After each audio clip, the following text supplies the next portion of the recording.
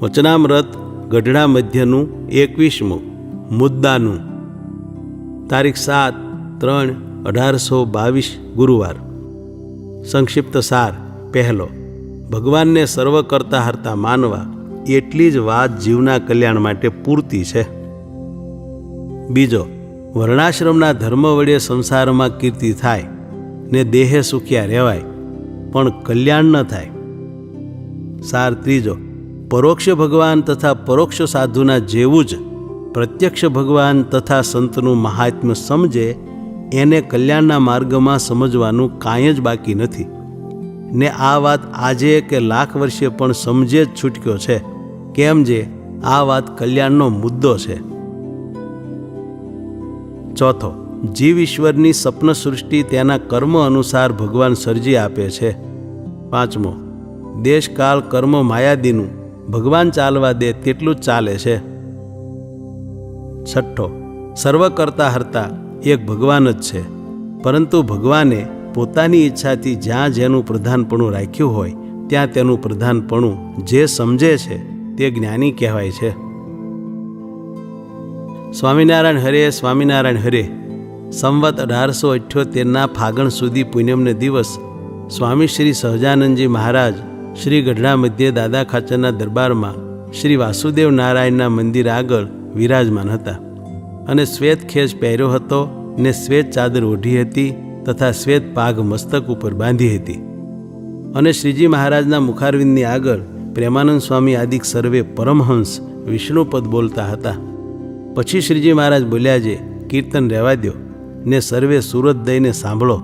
એક વાર્તા કરીએ છીએ જે જેટલા કલ્યાણને અર્થે વ્યાસજીએ ગ્રંથ કર્યા છે તે સર્વે સુરત રાખીને અમે સાંભળ્યા. તે સર્વે શાસ્ત્રમાં એ જ સિદ્ધાંત છે અને જીવના કલ્યાણને અર્થે પણ એટલી જ વાત છે જે આ સર્વ જગત છે તેના કરતા હરતા એક ભગવાન છે.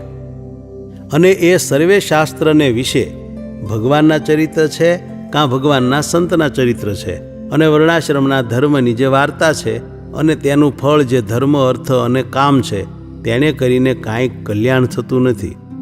અને કેવળ વર્ણાશ્રમના ધર્મ વતે તો સંસારમાં કીર્તિ થાય ને દેહ કરીને સુખ્યો રહે એટલું જ ફળ છે. અને કલ્યાણને અર્થે તો ભગવાનને સર્વ કરતા હરતા જાણવા એ જ છે. અને જેવું પરોક્ષ ભગવાનના રામકૃષ્ણાદિક અવતારનું મહાત્મ્ય જાણે છે તથા નારદ સનકાદિક સુકજી જડભરત હનુમાન ઉદ્ધવ ઇત્યાદિક જે પરોક્ષ સાધુ તેનું જેવું મહાત્મ્ય જાણે છે તેવું જ પ્રત્યક્ષ એવા જે ભગવાન તથા તે ભગવાનના ભક્ત સાધુ તેનું મહાત્મ્ય સમજે તેને કલ્યાણના માર્ગમાં કાંઈએ સમજવું બાકી રહ્યું નહીં. તે આ વાર્તા એકવાર કહીએ સમજો અથવા લાખ વાર કહીએ સમજો, આજ સમજો અથવા લાખ વર્ષે કેળે સમજો, પણ એ વાત સમજે જ છૂટક્યો છે. અને નારદ સનકાદિક સુગજી બ્રહ્મા શિવ એમને પૂછો તો પણ ડાયા છે. તે અનેક વાતની યુક્તિ લાવીને પ્રત્યક્ષ ભગવાન ને પ્રત્યક્ષ સંત તેને જ કલ્યાણના દાતા બતાવે. અને જેવું પરોક્ષ ભગવાન ને પરોક્ષ સંતનું મહાત્મ્ય છે તેવું જ પ્રત્યક્ષ ભગવાન ને પ્રત્યક્ષ સંતનું મહાત્મ્ય બતાવે. અને એટલો જ એને દ્રઢ નિશ્ચય થયો હોય તેને સર્વે મુદ્દો હાથ આવ્યો અને કોઈ કાળે તે કલ્યાણના માર્ગ થકી પડે નહીં.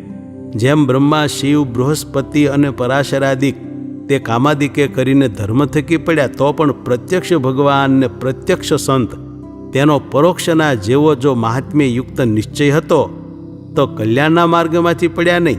માટે સર્વશાસ્ત્રનું રહસ્ય આ વાર્તા છે. અને તે જ દિવસ સાંજને સમયે સ્વામી શ્રી સહજાનંદજી મહારાજ શ્રી ગઢડા મધ્ય દાદા ખાચરના દરબારમાંથી ઘોડીએ ચડીને શ્રી લક્ષ્મીવાડીએ પધાર્યા હતા ને ત્યાં આંબાના વૃક્ષે હેઠે ઓટા ઉપર ઢોલીએ વિરાજમાન હતા અને શ્વેત ખેસ પહેર્યો હતો અને શ્વેત ચાદર ઓઢી હતી ને શ્વેત પાઘ માથે બાંધી હતી અને તે પાઘને વિશે પીળા પુષ્પનો તોરો વિરાજમાન હતો અને કાન ઉપર મોગરાના પુષ્પના ગુચ્છ વિરાજમાન હતા અને કંઠને વિશે મોગરાના પુષ્પનો હાર વિરાજમાન હતો અને પોતાના મુખારવિંદની આગળ મુનિ તથા દેશ દેશના હરિભક્તની સભા ભરાઈને બેઠી હતી. પછી શ્રીજી મહારાજ બોલ્યા, જે સાંભળો, તમને એક પ્રશ્ન પૂછીએ. જે જીવને સ્વપ્ન અવસ્થાને વિશે જે સ્વપ્નમાં સૃષ્ટિ દેખાય છે અને તે સ્વપ્નની સૃષ્ટિના જે ભોગ તેને જીવ ભોગવે છે, તે એ સૃષ્ટિરૂપે તે જીવ પોતે થાય છે કે એ જીવ પોતાના સંકલ્પે કરીને સ્વપ્નને વિશે એ સૃષ્ટિને સર્જે છે? અને જેમ જીવને છે તેમ જ સર્વ બ્રહ્માદિક ઈશ્વર છે તેને પણ સ્વપ્ન સૃષ્ટિ છે. તે પોતે એ સૃષ્ટિરૂપે થાય છે કે પોતે સંકલ્પે કરીને સર્જે છે, કે એ જીવ ઈશ્વર થકી પર જે પરમેશ્વર તે જ સ્વપ્નની સૃષ્ટિને સર્જી આપે છે? એ પ્રશ્નનો ઉત્તર કરો. પછી જેવી જેની બુદ્ધિ તેવું તેણે કહ્યું, પણ કોઈથી યથાર્થ ઉત્તર થયો નહીં. પછી શ્રીજી મહારાજ બોલ્યા, જે જીવ તથા ઈશ્વર એમાંથી કોઈ સ્વપ્ન સૃષ્ટિને સર્જતા નથી અને પોતે પણ સ્વપ્ન સૃષ્ટિ રૂપે થતા નથી. એ તો એ જીવ ઈશ્વર થકી પર જે પરમેશ્વર કર્મફળ પ્રદાતા છે તે એ જીવ ઈશ્વરના કર્મને અનુસારે કરીને એ સ્વપ્ન સૃષ્ટિને સર્જે છે. એ સ્વપ્ન સૃષ્ટિને વિશે જે અસ્થિરપણું છે ને ભ્રાંતપણું છે તે તો દેશને યોગ્ય કરીને પ્રવર્તે છે. કેમ જે કંઠ દેશ છે તે એવો જ છે જે એ સ્થળમાં અનંત ભાતની એવી સૃષ્ટિ દેખાઈ આવે. જેમ કાચનું મંદિર હોય તેમાં એક દિશે દીવો કર્યો હોય તો અનેક દીવા દેખાઈ આવે, તેમ કંઠ દેશને યોગ્ય કરીને એક સંકલ્પ હોય તે અનંત રીતે દેખાય છે. અને જે જ્ઞાની હોય તે તો જ્યાં દેશનું પ્રધાનપણું હોય ત્યાં દેશનું જ સમજે, અને કાળનું પ્રધાનપણું હોય ત્યાં કાળનું જ સમજે, અને કર્મનું પ્રધાનપણું હોય ત્યાં કર્મનું જ સમજે, અને પરમેશ્વરનું પ્રધાનપણું હોય ત્યાં પરમેશ્વરનું જ સમજે. અને મૂર્ખ હોય તે તો જે કોઈક એક વાત સમજાઈ ગઈ તેને જ મુખ્ય જાણે. જો કાળની વાત સમજાણી હોય તો કાળને મુખ્ય જાણે, અને કર્મની વાત સમજાણી હોય તો કર્મને મુખ્ય જાણે, અને માયાની વાત સમજાણી હોય તો માયાને મુખ્ય જાણે. પણ જ્યાં જેનું પ્રધાનપણું તેને ત્યાં જુદું જુદું મૂર્ખને સમજતા ન આવડે. અને જ્ઞાની હોય તે તો જે ઠેકાણે જેનું પ્રધાનપણું હોય તે ઠેકાણે તેનું જ પ્રધાનપણું લે. અને પરમેશ્વર છે તે તો દેશ, કાળ, કર્મ, માયા એ સર્વના પ્રેરક છે, અને પોતાની ઈચ્છા એ કરીને દેશ કાળાદિકનું પ્રધાનપણું રહેવા દે છે, પણ સર્વે પરમેશ્વરને આધારે છે.